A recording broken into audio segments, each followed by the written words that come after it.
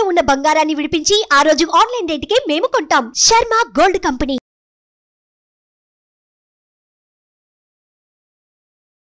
నమస్తే, welcome to Suman TV. నేను మీ యామ్ని. మనకి ఆగస్టు 16 నుంచి 31 వరకు అసలు 12 రాశుల వారికి మంచి చెడు ఏ విధంగా ఉంటుంది, ఎలాంటి పరిహారాలు చేసుకోవాలి, ఈ విషయాలు మనకి తెలియచేయడానికి ప్రస్తుతం మనతో ఉన్నారు ప్రముఖ జ్యోతిష పండితులు బ్రహ్మశ్రీ నందిబట్ల శ్రీహరి శర్మ గారు ఉన్నారు. మరి గురుగారితో మాట్లాడి ఆ విషయాల గురించి అడిగి తెలుసుకుందాం. నమస్కారం గురుగారు.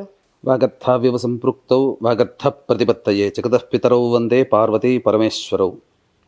సదాశివసమారంభాం శంకరాచార్య మధ్యమాం అస్మదాచార్య పర్యంతం వందే గురు పరంపరాం. ఆదిత్యాయ చ సోమాయ మంగళాయ బుధాయ చ గురుశుక్రశనిభ్యశ్చ రాహవే కేతవే నమః. శృంగేరి పీఠాధిపతులకి, కంచి పీఠాధిపతులకి నమస్కారములు తెలియజేసుకుంటూ కార్యక్రమాన్ని ప్రారంభిద్దాం. గురుగారు, మనకి ఆగస్టు 16 నుంచి 31 వరకు అండి అసలు తులారాశి వారికి ఏ విధంగా ఉంటుంది? ఆగస్టు 16వ తారీఖు నుంచి 31వ తారీఖు వరకు తులారాశి వారికి ఏ విధంగా ఉండబోతుందో తెలుసుకునే ముందు గ్రహ సంచారం ఏ విధంగా ఉందో తెలుసుకుందాం. పంచమ స్థానంలో శని వక్రీకరించి ఉండడం, షష్టమ స్థానంలో రాహు, అష్టమ స్థానంలో గురు కుజులు, అలాగే లాభస్థానంలో రవి బుధ శుక్ర, వ్యయస్థానంలో కేతు. విశేషించి యొక్క తులారాశి వారికి ఆగస్టు 16 నుంచి 31 వరకు రవి బుధ శుక్ర రాహుగ్రహాల యొక్క సంచార ప్రభావం వలన అనుకున్నటువంటి పనులలో కార్య అనుకూలతలు ఉంటాయి. అయితే వ్యయకేతు యొక్క ప్రభావం వలన చేస్తున్నటువంటి మరియు జరుగుతున్నటువంటి కార్యక్రమాల్లో చిన్నపాటి ఆటంకాలు వచ్చినప్పటికీ కూడా దైవానుగ్రహము మరియు గ్రహ సంచారం అనుగ్రహం సంపూర్ణంగా ఉండడం వలన అనుకున్నటువంటి పనులన్నీ కూడా పూర్తి చేసుకుంటారు. ముఖ్యంగా సంతానపరంగా కొన్ని సంతోషకరమైనటువంటి వార్తలు వింటారు. అనగా సంతానం అభివృద్ధిలోకి రావడము, ఉద్యోగం రావడము, లేకపోతే సంతానం మూలకంగా మీ యొక్క పేరు ప్రఖ్యాతులు పెరగడము, ఇవన్నీ కూడాను శుభయోగదాయకంగా ఉంటుందని చెప్పవచ్చు. అయితే ఆరోగ్య విషయంలో జాగ్రత్తలు పాటించాల్సినటువంటి పరిస్థితి. సకాలానికి భోజనము, డైట్ కంట్రోల్ కనుక చేసుకున్నట్లయితే ఈ యొక్క 16 రోజుల పాటు ఉన్నటువంటి అనారోగ్య సమస్యలు చాలా మటుకు తగ్గుతాయని చెప్పవచ్చు. ఇక ముఖ్యంగా గమనించుకున్నట్లయితే నిరుద్యోగస్తులకి మంచి శుభమైనటువంటి వార్తలు వింటారు. అలాగే ఉద్యోగంలో ఉన్నటువంటి వారికి అధికారుల యొక్క అండదండలతో ప్రమోషన్స్ పొందేటువంటి అవకాశాలు ఉంటాయి. బదిలీలకు సంబంధించినటువంటి ప్రయత్నాలన్నీ కూడా కొలిక్కి వస్తాయని చెప్పొచ్చు.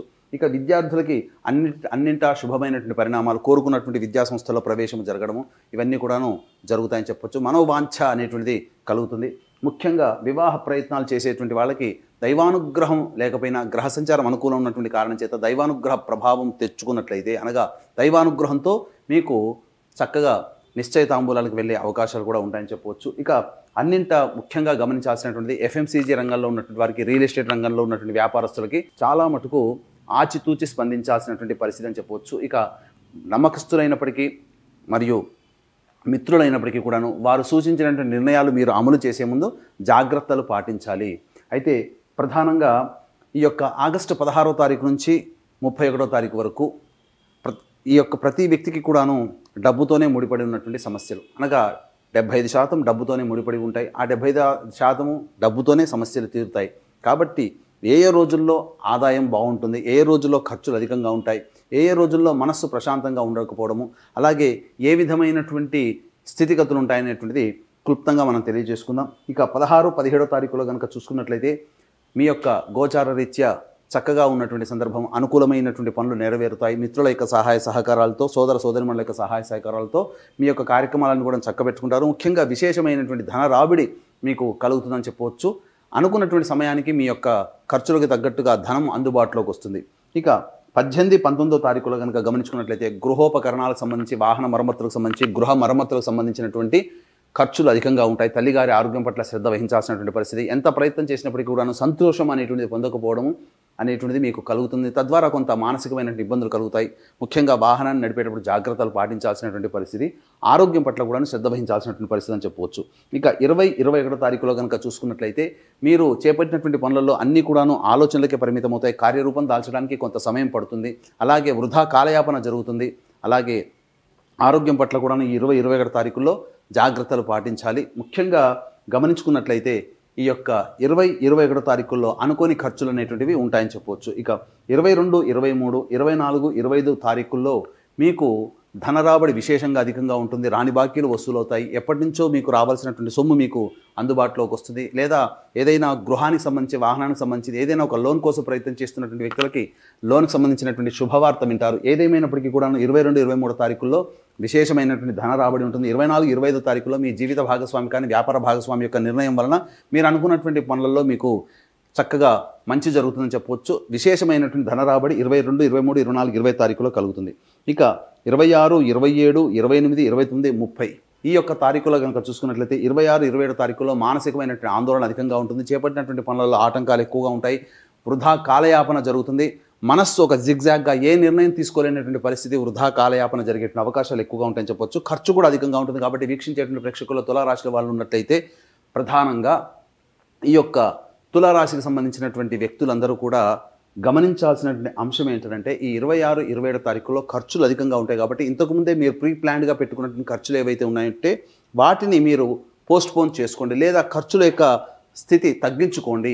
తద్వారా ఆకస్మికంగా 26, 27 తారీఖులో వచ్చే ఖర్చులు, మీరు పెట్టుకున్నటువంటి ఖర్చులు ఇబ్బడి ముబ్బడి తోడై మీకు అధికంగా ఇబ్బందికర పరిస్థితులు ఎదురైతే చెప్పొచ్చు. ఇక 28, 29, 30 తారీఖులో కనుక గమనించుకున్నట్లయితే ప్రధానంగా సంతానపరమైనటువంటి చిక్కులు కానీ సంతానపరం మూలకంగా సమస్యలు కానీ ఏర్పడతాయి. సంతానంతో విరోధాలు పెరిగే అవకాశం ఉంటుంది. కాబట్టి జాగ్రత్తలు పాటించండి, లౌక్యంతో వ్యవహరించండి.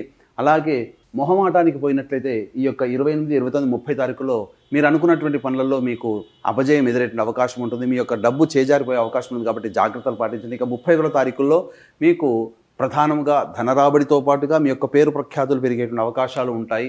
అలాగే నిరుద్యోగస్తులకి చక్కటి శుభవార్త వింటారని చెప్పవచ్చు. ఏది ఏమైనప్పటికీ కూడాను ఈ యొక్క తులారాశి వారికి దైవానుగ్రహం లేకపోయినప్పటికీ గ్రహానుగ్రహం సంపూర్ణంగా ఉన్నటువంటి కారణం చేత అన్నింటా కూడా విజయాన్ని పొందుతారు. ఇతరుల మాటలను నమ్మి మీరు షేర్స్లో కానీ ఇన్వెస్ట్మెంట్ చేయకుండా ఉండడమే మేలని గమనించుకోవాలి. మీ యొక్క స్వయం ఆలోచనలే అందరి ఆలోచనలు తీసుకుంటూ మీ యొక్క స్వయం ఆలోచనలే మీరు నిర్ణయం అమలు చేసినట్లయితే చాలా చక్కగా ఉంటుందని చెప్పొచ్చు. ఏది ఏమైనప్పటికీ చక్కటి శుభ ఫలితాలు యొక్క తులారాశిలో జన్మించినటువంటి వారికి ఉంటాయని చెప్పొచ్చు.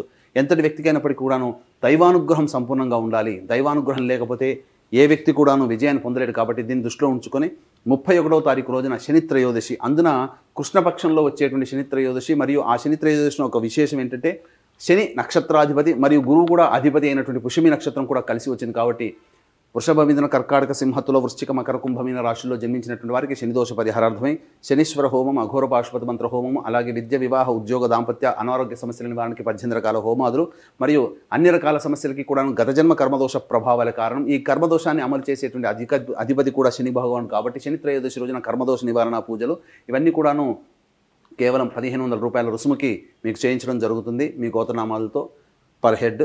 అలాగే సంవత్సరం పొడుగుతా మీ కుటుంబ సభ్యుల గోత్రనామాలతో ఒక్కొక్క నెలలో ఒక్కొక్క క్షేత్రంలో జరిపించే కార్యక్రమంలో కూడా మీ కుటుంబ సభ్యుల గోత్రనామాలతో నమోదు చేసుకోవచ్చు. అవకాశం ఉన్న వాళ్ళు కార్యక్రమ తదనంతరం కాంటాక్ట్ చేసి పూర్తి వివరాలు తెలుసుకోవచ్చు. గురుగారు, ఇప్పుడు తులారాశి వారు అంటే ఎలాంటి పరిహారం చేసుకుంటే మంచిది? తులారాశి వారు ప్రధానంగా గురువారం రోజున దత్తాత్రేయ చరిత్ర పారాయణం ప్రారంభించి బుధవారానికి సమాప్తం చేయాలమ్మా. ఈ విధంగా ఒక దత్తాత్రేయ సప్తాహం కనుక పారాయణం చేసినట్లయితే ఈ యొక్క 16 నుంచి 31 తారీఖు వరకు వచ్చేటువంటి సమస్యలు తొలగిపోతాయి.